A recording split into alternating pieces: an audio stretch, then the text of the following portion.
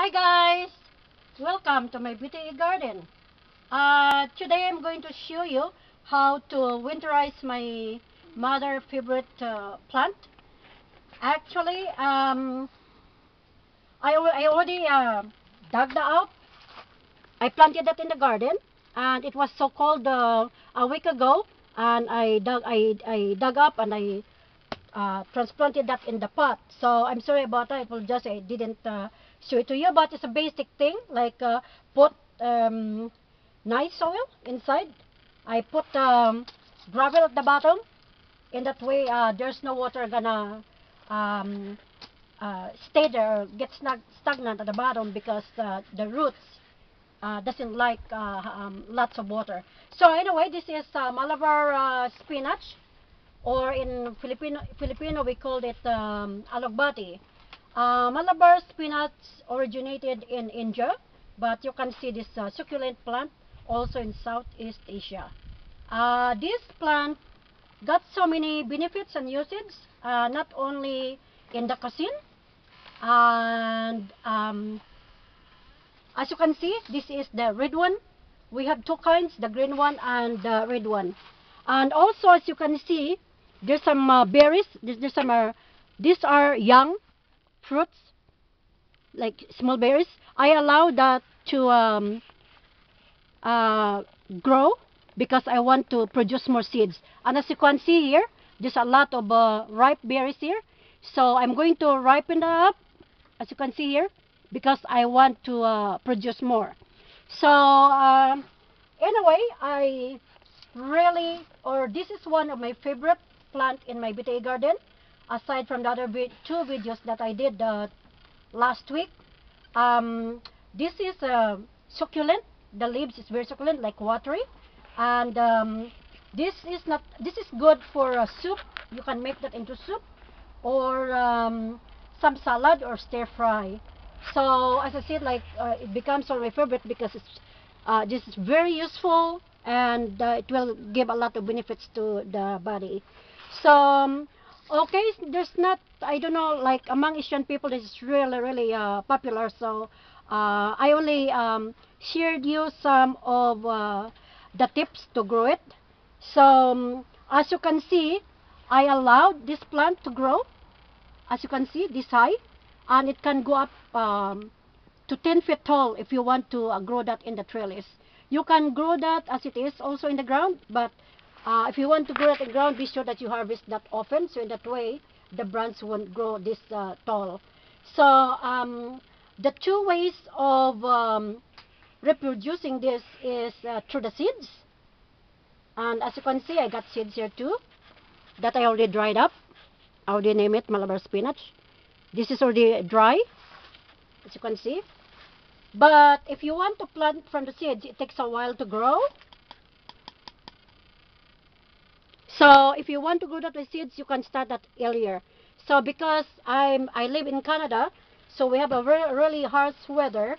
So normally, if I want to plant it like about like 2 inches tall, I have to start growing them indoor. I have to start them in January. So anyway, in my case, my ways of growing is through the seeds, but also I prefer to grow it from the stem. With the stem, from the stem here at the bottom, as you can see, it's really big. And to the top, like as long as it's matured, and you cut it about like this much, like maybe 5 inches, and you stick that in the ground, it will grow. It will grow easy. Or if you want also to start earlier, you can do that indoor. Or otherwise, you can also put water in the container, like whatever, like this, or the glass container, and you put the stem, okay, in this container. You put water in that, and you cut the stem like from this. This is matured one. Pick the matured one up to here. It will root out. The roots are gonna grow in the water. That's also the other way of propagating it. So what else now? For people that doesn't know, Malabar spinach, um, how you call that? It's not only growing in India but also in Southeast Asia, and what else I could share with you guys? Okay, leaves and this. Okay, one more thing is, when you water it, they're heat-loving vegetables, but they hate like sitting in the water. So be sure that when you water them, the top part is already dry. You can touch that and taste it by your hand. This one is really still moist, so I'm not watering that. Maybe I'll water only like once a week, and don't allow it to sit in the water. And actually, I put some pebbles or small stone at the bottom. In that way, the roots won't sit in the water, and the drainage will be easy. So okay, I think. Uh, yeah, as I said, like one of my favorite because the flavor is so good, and full of the leaves are full of flavors, like the big leaves like this. And if you want to eat the young, like see like this, like a flower, you can do that. You can pick the young one like this, and you can mix that into your salad. Mix this into your salad greens like young ones like this. Young ones, this is young ones, and the young ones.